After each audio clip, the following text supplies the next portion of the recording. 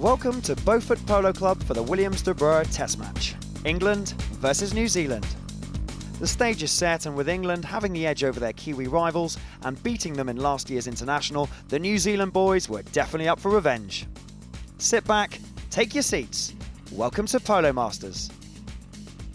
England with a handicap of a goal and a half start on the scoreboard, the pressure was on right from the beginning for the Kiwi boys.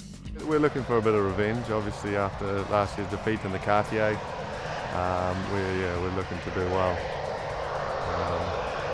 It's always a big rivalry anyway, but it'll be nice to come away with a win.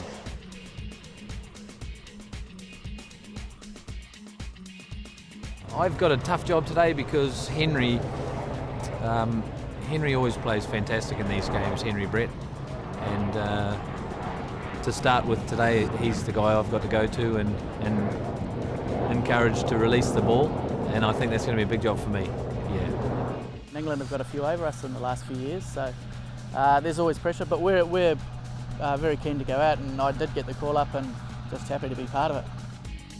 With Mark Tomlinson injured, England had some enforced changes to the team lineup, so the pressure was on with places at stake for International Day.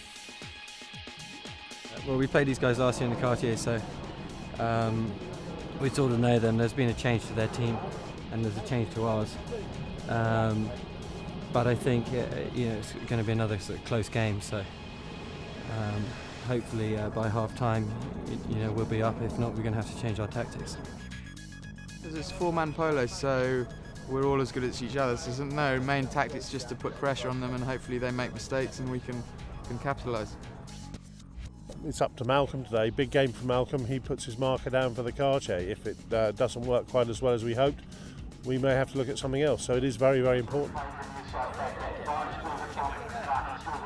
The two teams right out for England. It's James Byam, Henry Brett, Luke Tomlinson and Malcolm Borwick, a total of 26. For New Zealand, Craig Wilson, the cousins, Simon Kite, John Paul Clarkin and Tommy Wilson at back, total 28 goals. As they come out, Chris, the players getting into the zone, what are they thinking? Well, England have played New Zealand 2 or 3 times in the last 2 years. They've won every time. Could this be the time England get toppled over? I don't know. New Zealand looking confident. Craig Wilson coming in for Cody Forsyth. Will it make the difference? He's a very, very good player, though, Craig, isn't he? Yeah, a really good player. Anyway, the two umpires, one from Argentina, JJ Diaz-Alberti, Julian Appleby from England.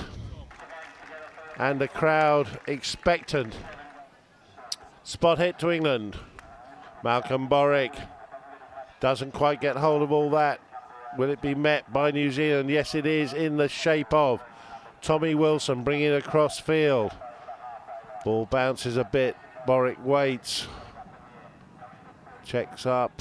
That's good pressure. Waits for another player to come in, and it is Luke Tomlinson.